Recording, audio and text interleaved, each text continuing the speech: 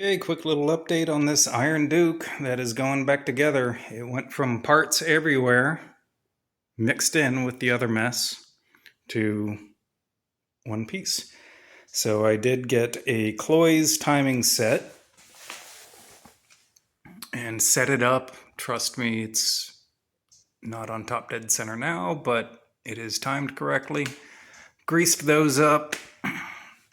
New cam bearings because the other ones had a big ridge in them.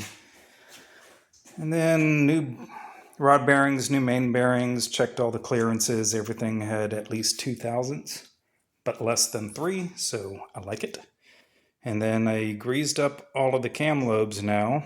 Obviously I torqued mains to 65, rods at, I think it was 30, rods 30.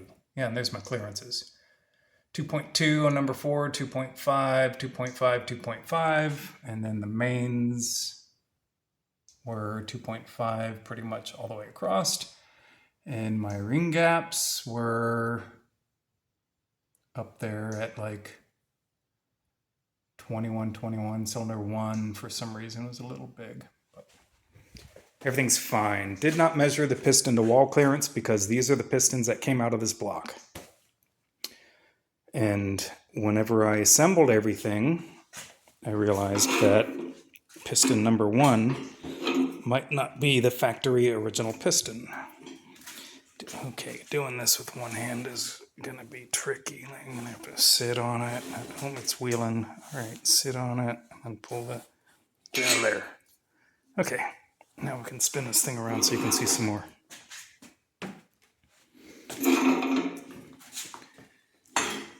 Gave it a paint job. Now that the head's on it, it's a little heavier, and I gotta put that bolt back in there before this thing takes off on me. So y'all just stare at my trash over here while I... okay, got it. Torqued all the head bolts to 25 in sequence. Used a new set of Mall bolts. Actually got these from Rock Auto because my order from Summit just wasn't making sense. Their lead time wasn't making sense. So there's something special here about the short bolt, which they're calling bolt number 9. So that would mean this is the front, even though nothing is mentioned. That bolt is the only one that's different. It's shorter and it goes into coolant. So what they're saying is bolt everything to 18, which I did. They said use oil for lubrication. I used the ARP lubrication, so I'm probably over torqued, but whatever, it's a 90 horsepower engine. So I torqued everything. I did the sequence a little different because I wasn't paying attention. I went 1, 2, 3, 4, 5, 6, 7, 8, 9, 10. Is it really going to make that much of a difference? I mean, I did the same thing. I just did it kind of backwards. I'm rambling. They also say to put sealant on 9 and 10. I don't know why 10. I checked all of them. Everything was blind except for 9. And 9 is the short one. And 9 already came with sealant on it. But I went ahead and put ARP PTFE sealant on 9 and 10 per the instructions. Tightened everything to 18 in my sequence, and then go back over and give everything a 90 degree, skipping 9, leave that at 18. Yeah, bolt 9 to 18 foot-pounds. So that's the one that does not get taken up to 25. And then you give them all 90 degrees. 1 through 9. No? Rotate 1 through 10, 90 degrees. Okay. Glad I went over that with you guys because I did not give bolt number 9 90 degrees. So let me do that right now. I don't know if I can set this thing up anywhere. Where's my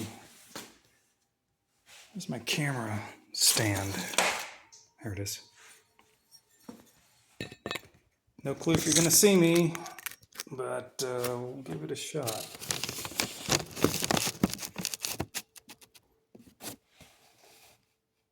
Yeah. All right, bolt number 9. It's 18 millimeter.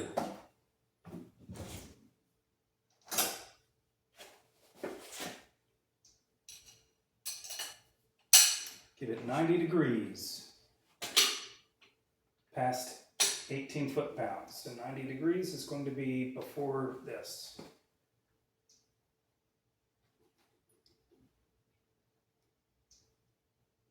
And there it is.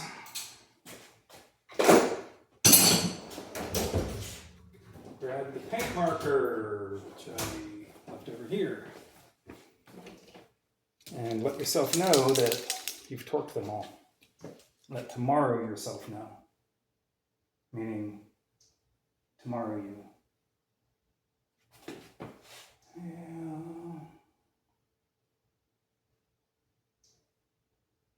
Okay, head bolts are torqued and dotted.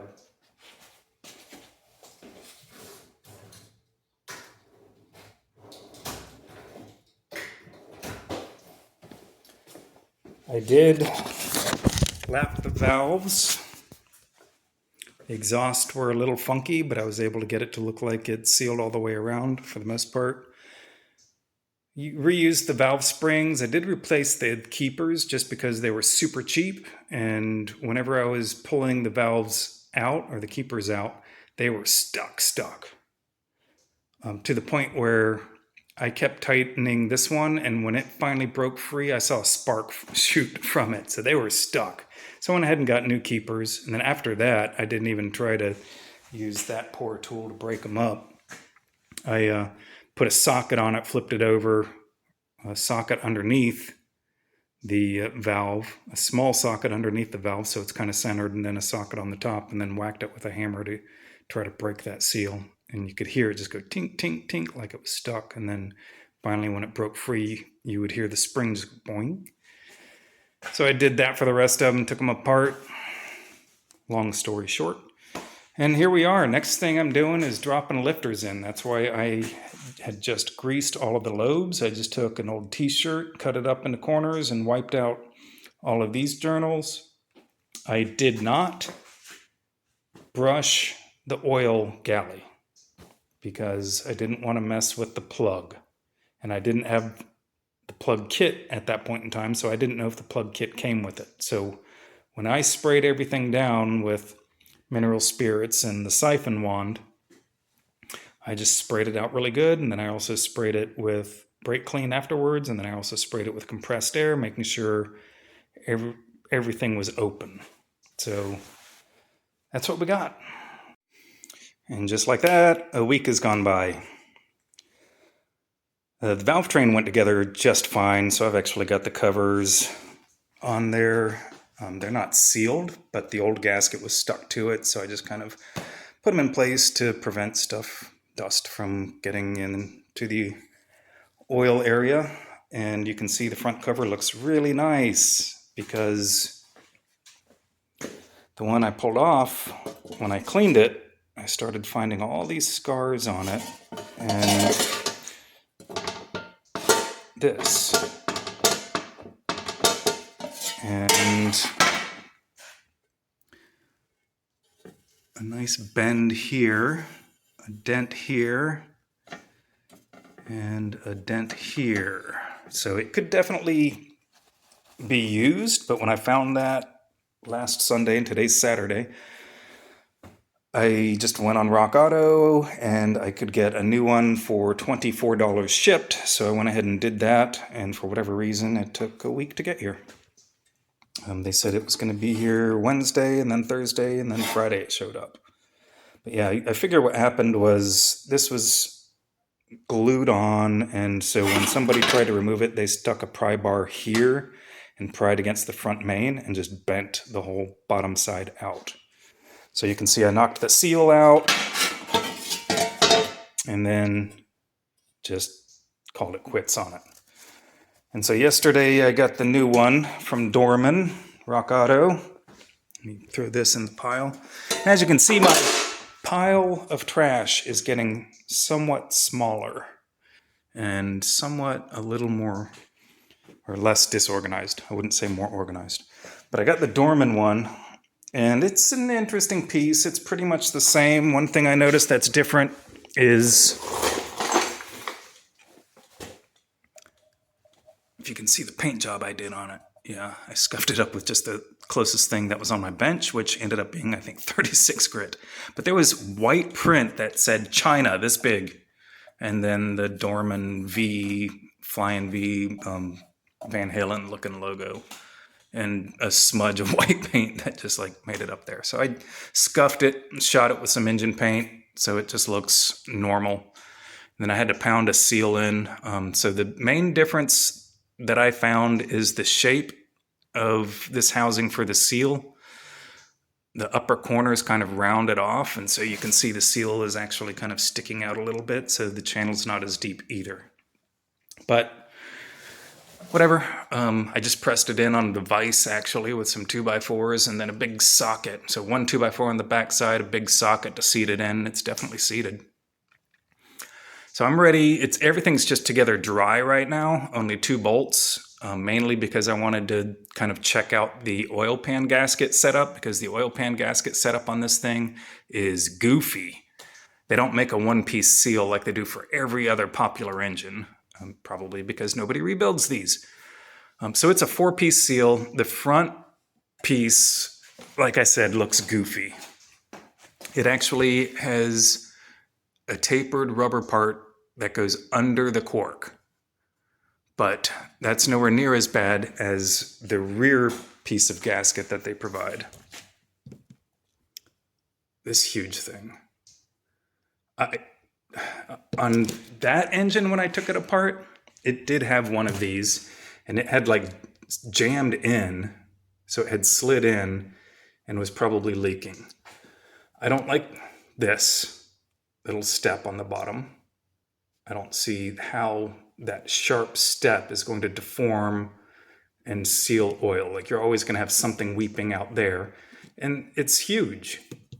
So I took just some gasket from a roll that I've got. This is 30 thousandths, and I figured, well, I can glue it across the main cap, RTV over the top, and set it down. And then this morning I just kind of got to thinking about it. Measured the cork gasket here, it's 90 thousandths. So I figured, what if this is 90 thousandths too? So I took 30 thousandths, cut 2 pieces together, and it still slides in pretty loose. It's a little tight down there at the corner.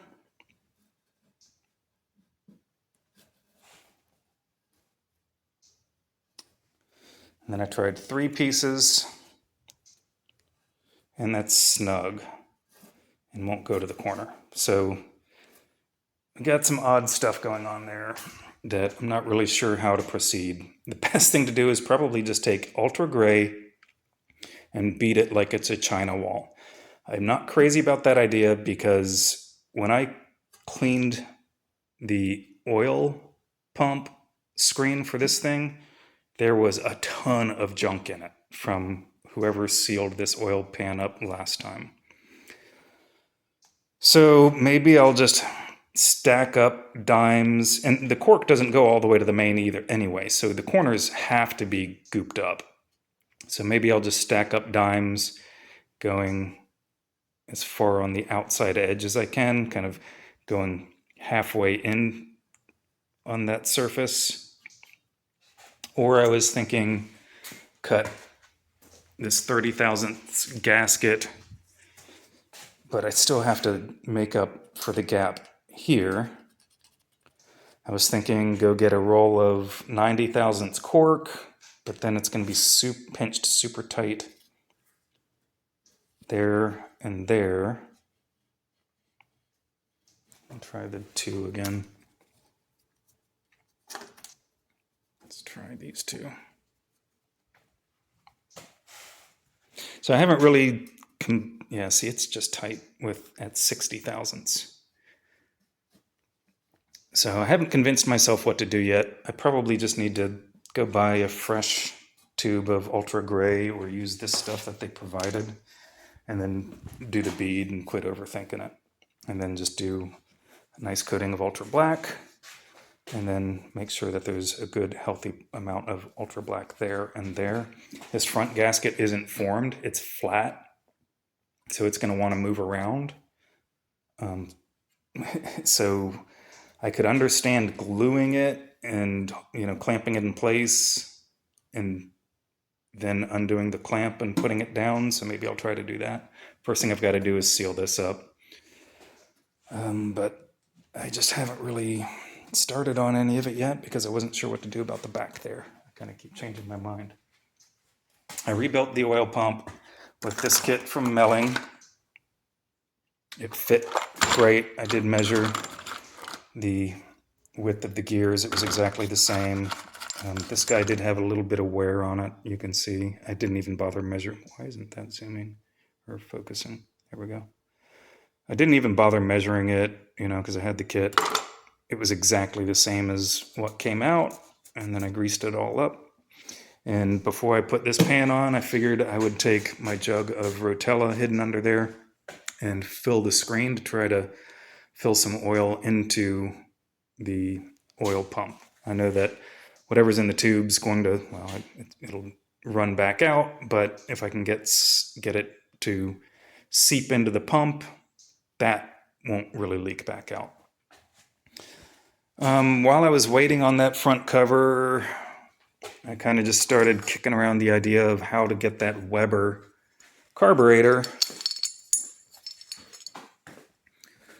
onto this intake manifold. And I'm probably going to try to use this adapter and cut it basically right along the top of where that hole is. I don't need that hole anymore because we've got vacuum port there and vacuum port there.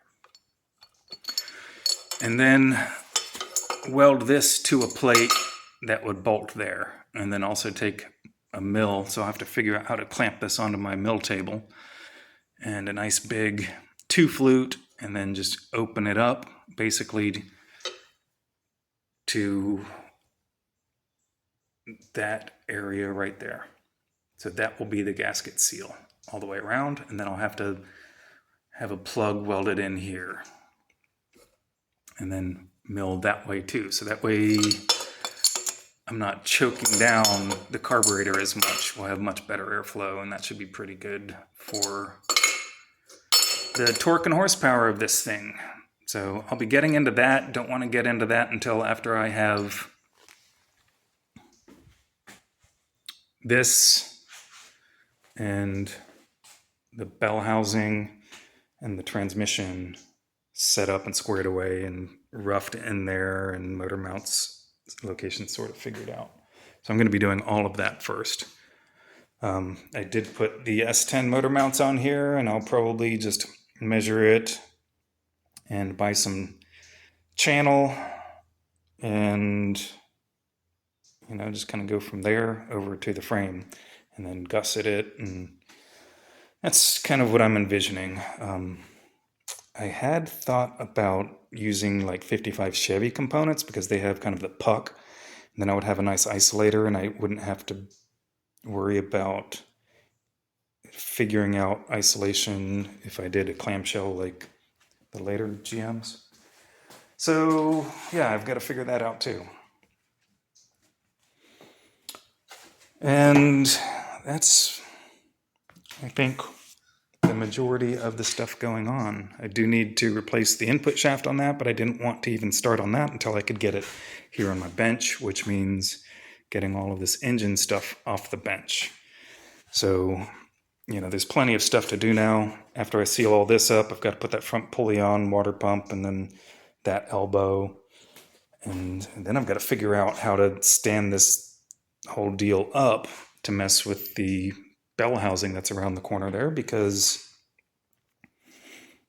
there's no room for the bell housing to bolt on with this on the engine stand. So I don't want to just set it on its side on the floor. I'll have to figure something out. If I could get it on that cart, I'd have to get the F-head off the cart, but we'll see. I'll figure something out. And once the bell housing's on there, put the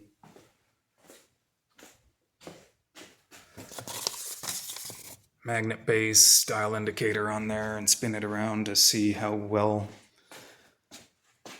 lined up they are, because it's only allowed 5 thousandths, otherwise it'll wear out the bearings. And I might have mentioned before, whenever I took the engine out, I discovered that the pilot had fallen off whenever I rebuilt the transmission because it wasn't staked in place. So the bearings in this guy are probably trashed anyhow. I have a new input bearing, no big deal, but then the bearing that goes between the input shaft and the main cluster shaft, those are actually just needle bearings that you slide in and hold in place with grease. I imagine they're trashed. And I probably have to buy a whole transmission rebuild kit to get those stupid little needle bearings. We'll see. I just haven't even put any thought into that yet, but I know that that's going to be a week delay, and I know they're going to be trashed. And I'm probably going to have to buy the whole, whatever, $400 kit. So enough groaning about that. I'm going to go ahead and glue this cover on. And then once I have the cover on, I'll probably, and I have the pan off, I'll probably kind of show you what I'm doing with the oil pan gasket, because that's really the only thing that I'm not liking about this engine. And it's the only thing that I feel like is going to kind of suck about it. Figured I'd bring y'all along on the gasket maker deal here. Everybody does this a little different, so I'm just going to show the way that I do it. I'm going to set you up here in my camera stand. I already ran a check, and it looks like you can see a little bit there. See? So what I've seen a lot of people do is they take their tube of RTV, and it comes with a little nozzle, and they thread the nozzle onto the end of the tube, and then they just like artistically paint around each little hole, and then zoop and zoop and zoop. And it's about 1/8 of an inch of a perfect bead, and they lay it down. I don't do that because you use that tube once and then you can't use it anymore. The stuff dries up in it and it's just done.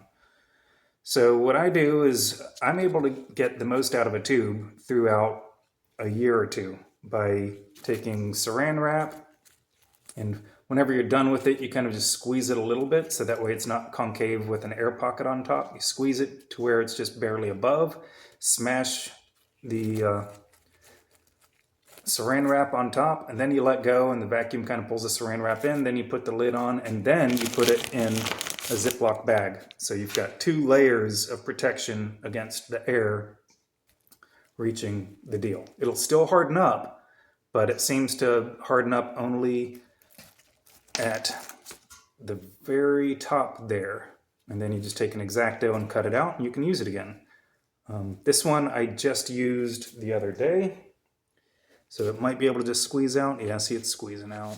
It's not squeezing out completely, but it is squeezing out enough. And so what I do is I just kind of dab it along.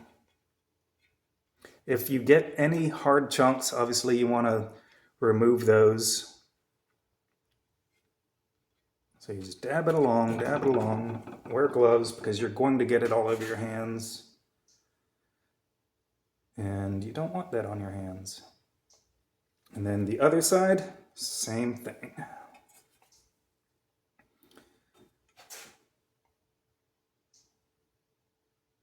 Don't need a whole lot. And I know you're sitting here thinking, well, he's either going to have to smear that around or he's going to have a whole bunch of leaks. And yes, I smear it around to a very thin but completely coated gasket. I don't have enough over there. See how little it is there? So we need some more. And by doing it this way, you can always add more. And if you sense that it's just too thick, you wipe it off on one of these blue rags, and then you do not have too much. So it's kind of nice. You can also kind of play with trying to have it light on the inside, so when you tighten it and it does extrude out. It'll extrude out, not in. But you do want it completely surrounding the bolt holes because you don't want oil getting into the threads of the bolt and then finding the way past the head. So something like that. And something like that. And so far we're doing pretty good. Let's see what the other side looks like. Other side needs some work. So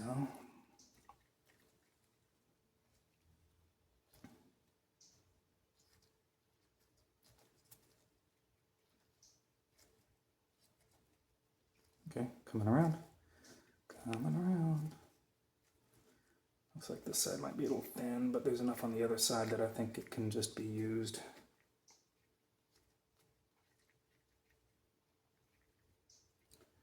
Yeah, the other side's looking good.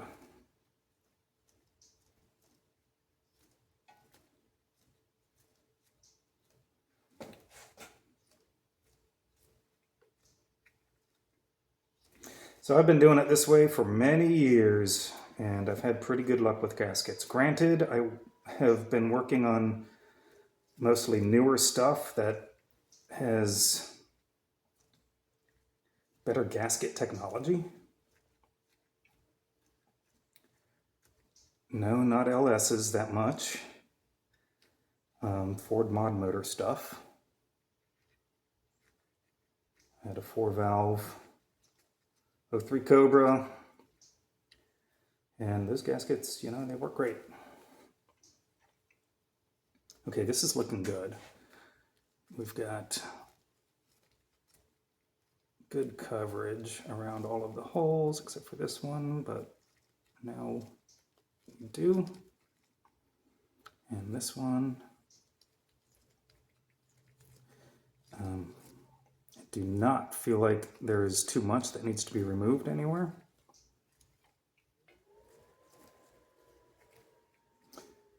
And I do not feel like anything is too thin anywhere.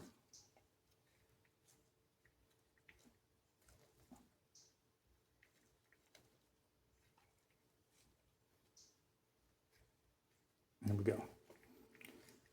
Last little bit around that last little hole. So this is what I've done.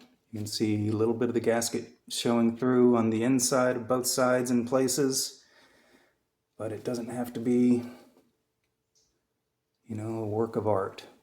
It just has to seal. So at this point would be a good time to wipe the excess off your gloves and set the gasket in place on the cover.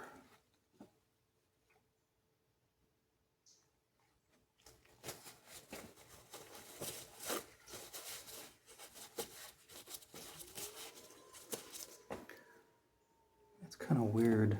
I don't like that.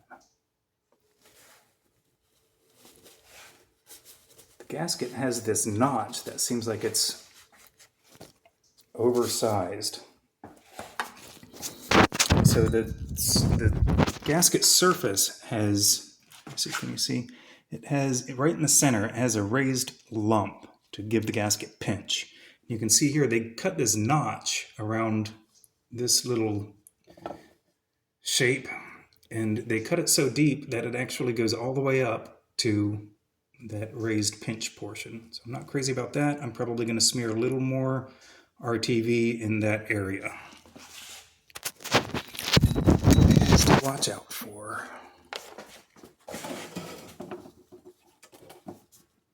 And instead of putting it directly on there, just dollop on my fingertip and smear it into the gasket there.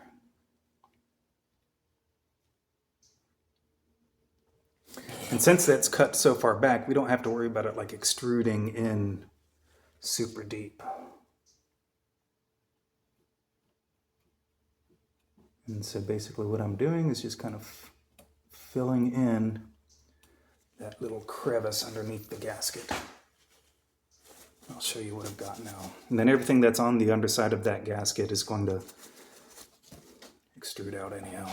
So I'll show you what I've done. Hopefully you can see that. I'll give you some light. that's pretty much it. Now, move this over so you can see the engine. And it's kind of good enough. And I'm going to take 2 bolts. The engine is still upside down, so I'm going to take 2 bolts and put them on what would be the bottom of the cover, and then just slide it over and finger tight the bolts. I did give the bolts a little mineral spirits bath, and then that one's still got some RTV on the end. That one's good. So I dipped them in mineral spirits, just wiped it off with a blue rag, stuck my impact on it, and then backed it out with my fingernail, holding the rag into the threads to try to just remove some of that gunk.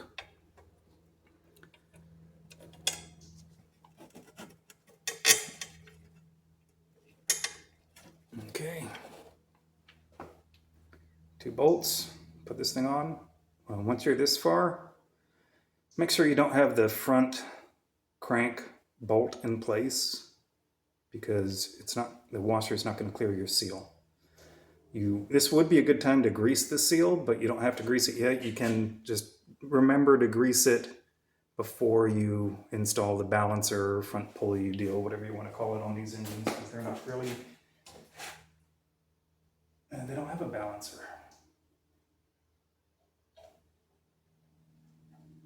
Okay, get in places now.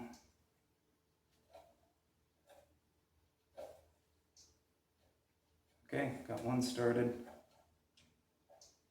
The other one's kind of being goofy. Oh, the other one started.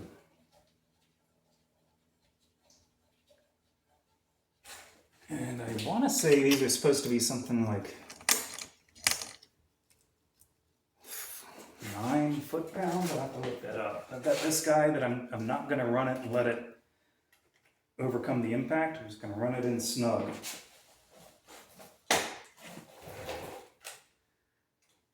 And I have the ability to put the bolt into the socket, hold it square, and then slowly thread it in without cross-threading. You just go so slow that if it is misaligned, you'll feel it immediately, and you haven't given it enough torque to actually cross-thread anything. But not everybody can do that, so don't do as I do. Do what works for you. Okay, this is coming together pretty good. I'm missing 1 bolt, so I'm going to have to go get another one. Then we'll grab the torque wrench. This would be a good time to actually make sure that the front cover is centered by attaching that front pulley in place before torquing everything.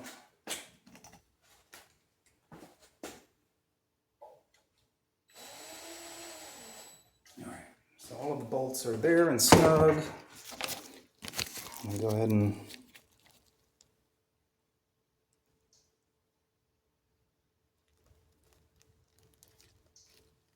there's no air under it.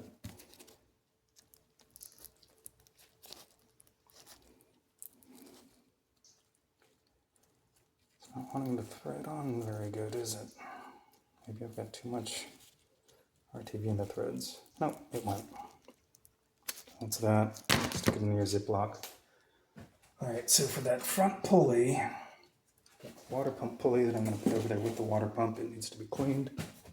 I've got this guy. I'm not really ready to put it completely on yet.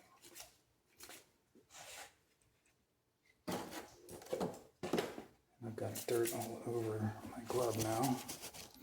But I cleaned this up with just some 600 grit sandpaper.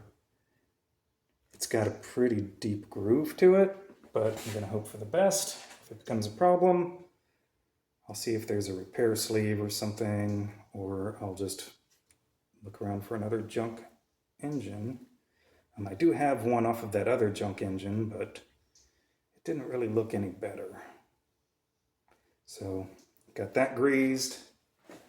Smash some grease into the seal here. The lip on the seal that came with the Velcro gasket has these little grooves which helps to push the oil back in due to the direction of rotation. The seal that came with the front cover did not have that. So this is a national seal, the one that came with the front cover, no brand on it. So this is a much better seal that came with the Velcro kit, and so that's what I'm using.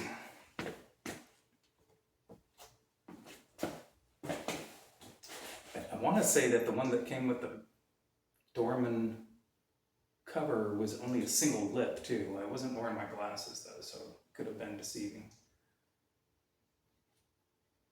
But either way, I wasn't very impressed with it. So I said, I'm not using that. Okay, everything's greased. This thing might just slide on, which would be kind of cool. We can get the keyway lined up. Oh, I pushed the key. Crap. All right, I'm gonna end it here because now I gotta wrestle with this key that came out of its slot. And all you're doing is watching me fight with it.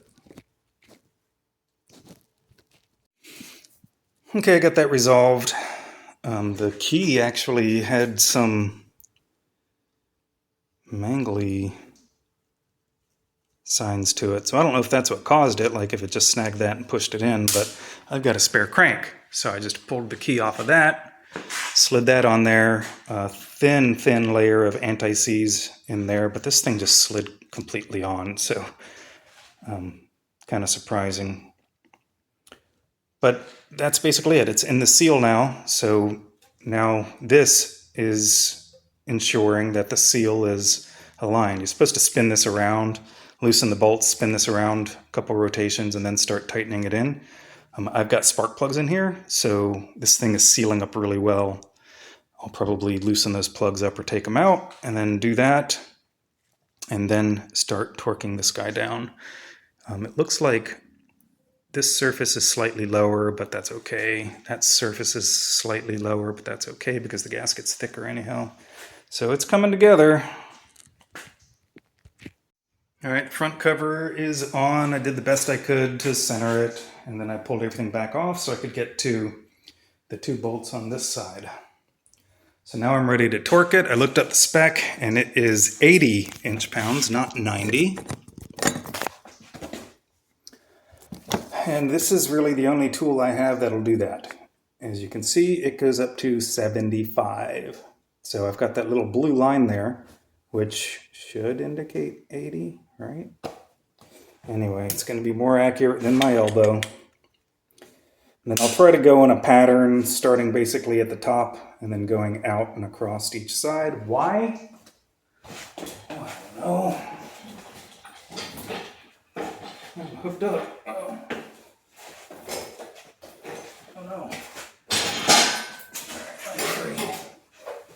Just because it's kind of what I do.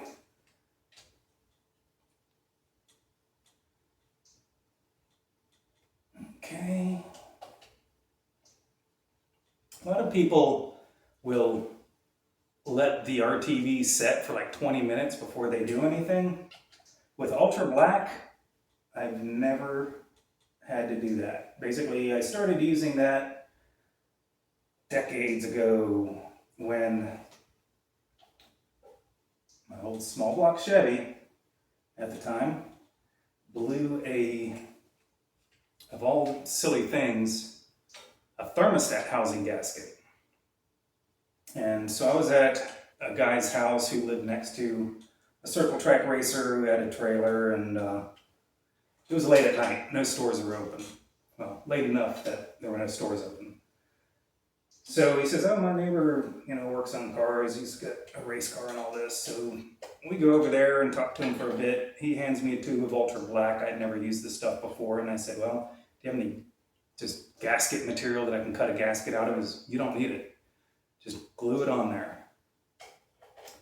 And then he said, you also don't need to let it set. Just glue it on there and you can start it right up.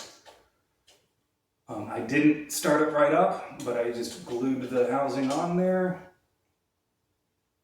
and started it up,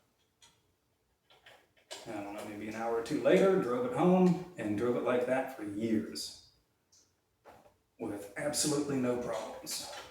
And so I've kind of just followed that same principle. I usually use a gasket, and as I just showed you, I coat it on both sides with a thin coating of that ultra black. I don't let it set up because the coating is so thin that it doesn't really matter. I have let our TV set up for 20 minutes before, and what I found was it skins, but it'll still extrude out. It'll bust through the skin and extrude out in like a weird way. And doing it this way, it extrudes out evenly. Does that matter? I really don't know. It's just what I do. And that's kind of, your discussion on RTV today. Probably more than anybody cares.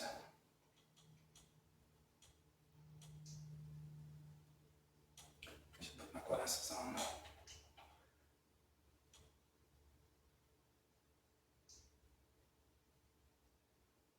Alright, I need to reset this now because I pushed it a little further.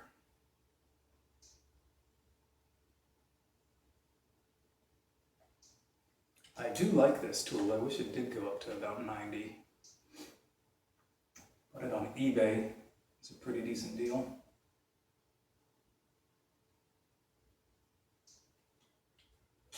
That bore gauge I also bought on eBay. It was a pretty decent deal. It's a Toyo. I think I got it for 45 bucks.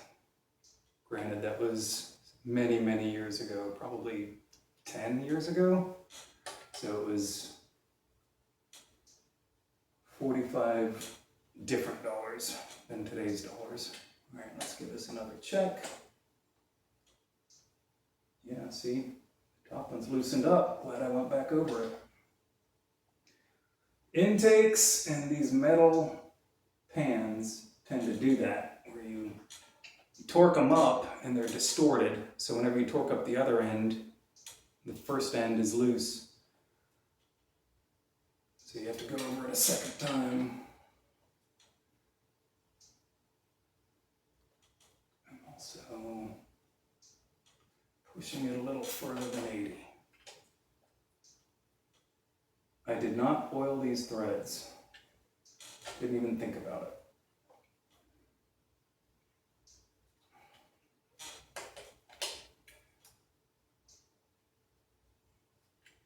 And I'll go ahead and go over it a third time, I guess.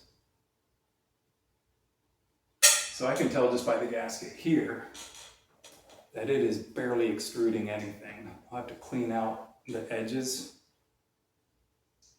But we are basically as thin as it gets.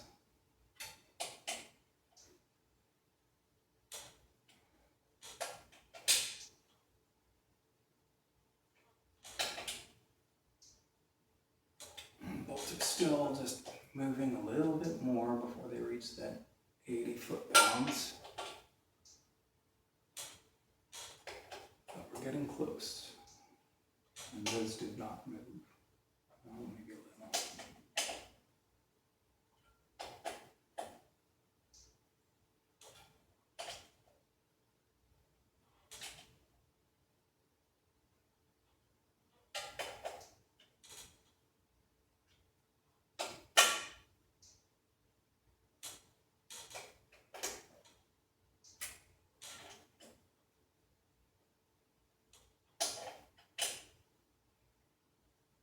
All right, I'm going to call this done.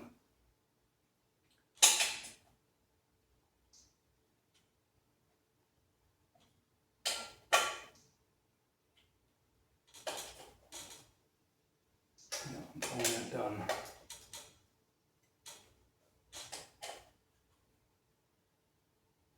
No movement. Probably because I took it a little beyond 80. So that's that. I have to do the same thing with the oil pan because it is the same bolt.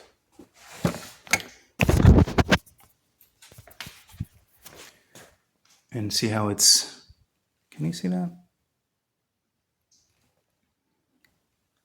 It extruded just a little bit in the center there. And that side you can't hardly even see the extrusion. So I'm going to clean that out because I'm going to fill it with fresh RTV.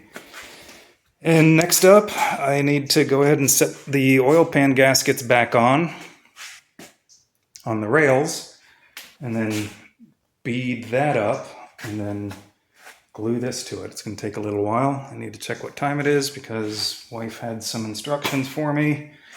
That's going to take me off task. All right, I'm back an hour and a half later and just about ready to drop the oil pan on. I want to put some ultra black across the top of this. I coated the bottom and it glued it down fantastic. And there's a little kind of lip that fits into the gap between the front cover, so I made sure that's positioned well. And then I did the same thing really thin across the cork on both sides. That's set, and then I just took this gray that they gave me, used about 3/4 of that to just build this big bead. I believe it should be tall enough to fill the gap. I might add some more on this side. So, and then I did fill this with oil. I'll probably try to top it off again here and then get more on that. And then ultra black the entire top of this, just with a nice little thin, rub it on with my finger. And then plop the pan down and coming along. Torqued. I did not paint the thing, but whatever. All of that's torqued. All of that's torqued. Gaskets all sealed up. New water pump. I haven't sealed these up yet. Sort of just kind of at a point where, well, I'll probably do that next, but it's obviously not a super big deal. Put a 160-degree thermostat in it. I don't remember that thermostat housing being all crooked like that. But it is, so whatever. I've got a pulley here that needs to be cleaned to go on the water pump. Yep. And you can see it's kind of gunky, but worse yet, something appears to have happened there, which is pretty strange. So I'm gonna have to go look at the water pump off of that engine and see if they're slotted too. I'm not going to use that big spacer in the fan. I've got an electric fan up in here and I'm just going to stick with that. Try to keep this thing as short as possible because the Novak adapter is pushing the engine forward a bit. I took some measurements from bell housing to like the water pump pulley on that. And that engine, the F-head that is, does look like it's a bit longer, but I still think that this is going to end up coming forward a tad. That engine also has, or had, a 2-groove crank pulley for some reason, even though it only had one belt. Well, this just has the serpentine belt. So,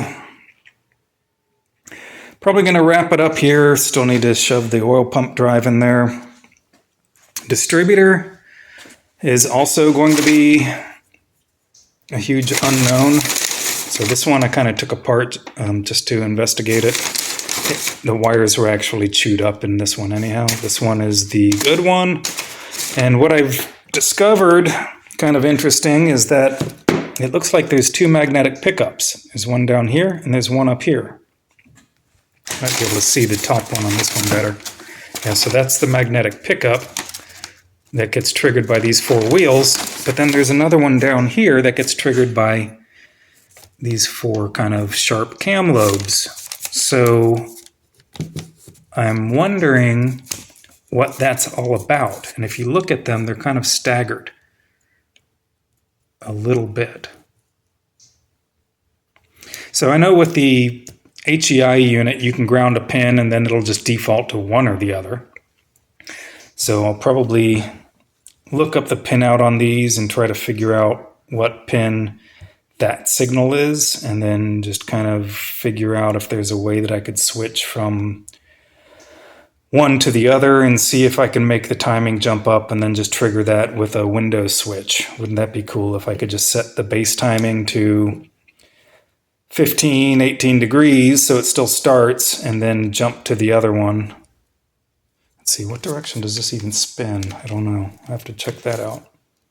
But that would be cool if, like, you know, from there to there is whatever, 20 degrees difference. And then I could switch from, you know, 15 degree base timing up to 35. Wouldn't that be cool? That would solve a lot of concerns. There are HEI distributors that you can plug in here.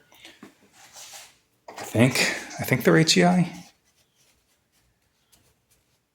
Yeah, they are. There's an HEI with a big cap, coil on the cap from like an 80 Monza that'll fit in there, but 80 Monzas were not roller cams, so you're gonna have gear drama. And the whole reason why I took this one apart was to get this gear off, and it didn't come off nearly as easily as I expected after I knocked the pin out. So I'm just going to lock the timing out by grounding the HEI pin. I'll set it to like 20 initial and drive it around a little bit and, you know, change the oil and kind of run all the garbage through it. And then I'll figure out what I want to do with the timing, because if I have to lock it at 20 and it's 15 degrees short, that's going to be down a lot of power. It's a percentage wise, so I really can't say how much power it's going to be down. I have no idea how much power basically stock Iron Duke would pick up per degree of timing. But let's say it's 1 degree per timing, then that's 15 horsepower down. Significant. So anyway, yeah, I'm going to have to figure out distributor stuff. I'm going to have to figure out intake stuff. And then I still haven't even knocked the pilot bushing out. And then I've got to stake the other one in. And then I've got to figure out how I'm going to keep this guy kind of suspended so I can put that on there. I mean, I could just suspend it by this, but this guy is quite a few years old and it likes to just kind of lay down when there's weight on it. Hell, I don't think it would hold up overnight, even on just holding its own weight up. So I could probably just stick some 4x4s around or build a crate or something. I've done that several times. I don't really have a whole lot of 4x4 wood around anymore because I've used it for stuff like that. I had a crate over there for a 302 that might be in the shed. I'll have to take a look to see if I still have all that, and it can be adapted to this. But either way, the idea is I need this guy just sitting down so I can bolt the bell housing on to see if it's true and centered. And once that's done and this is sealed up and I've got that in there, and I guess I could go ahead and jam that in there, that distributor, to completely seal this up. Dipstick. The gasket kit did come with some O-rings. So I've got that stuff. So it's getting pretty close to being at a point where I can just kind of move on to the actual engine swap instead of the engine refresh. I don't want to call it a rebuild because it's got stock crank, rods, pistons, and even camshaft and valve springs. So yeah, getting to the point where this Iron Duke refresh is about done. So that's probably the last I'm going to video on the Iron Duke. I might share some information on the distributor if I figure something out that works. If it doesn't, then just imagine that it didn't work.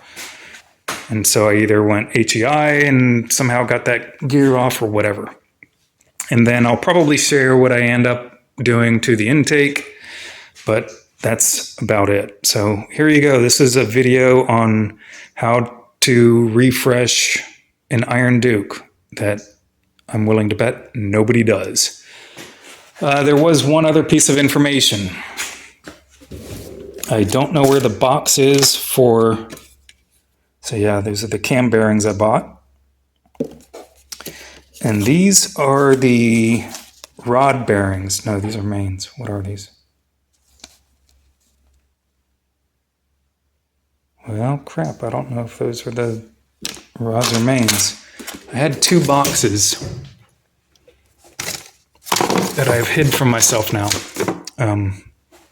Both of them were mains because on Summit's website, I'm sorry, both of them were rod bearings because on Summit's website, they had 2 rod bearing sets of Kings that were, all of the specifications just said standard, standard, standard, standard.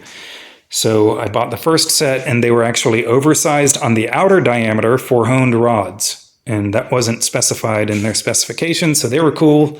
Sent me a new set, no charge, and hooked me up with some other stuff I needed and gave me a discount and price matched and all this cool stuff. So Summit is awesome. Unfortunately, I've had to get quite a few things from Rock Auto, such as this, because Summit doesn't stock a whole bunch of stuff for Iron Dukes. You know, imagine that. And believe it or not, Rock Auto apparently does. So nothing against Rock Auto. Just Summit Racing has excellent customer support, so I try to buy from them when I can. And I'll even pay more, even though they'll price match. You know, it's not worth calling. I'll pay a couple bucks more just to get it from Summit. But what I was seeing is the stuff they don't stock, okay, they ordered it from the manufacturer, and then the lead time was something like 2 weeks, and then 2 weeks would go by, and then they would postpone it another 2 weeks. Not Summit's fault, but the manufacturer, for whatever reason, was dragging their feet on it versus just getting it from Rock Auto. So I canceled those orders, ordered from Rock Auto. So back to the rod bearings. I have no idea where I put those boxes. Maybe I threw them all away. But there was... Yeah, I don't see it. That's an oil filter that says Iron Duke there. I have no idea where I hid it. Obviously, I have a lot of stuff that I hang on to. Yeah, I don't see it.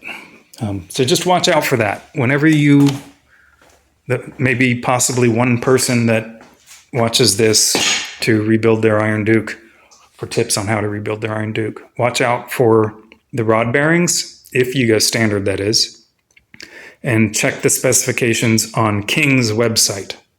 I did King SI rod bearings, and even the specifications on King's website wasn't super clear, but there was a +2.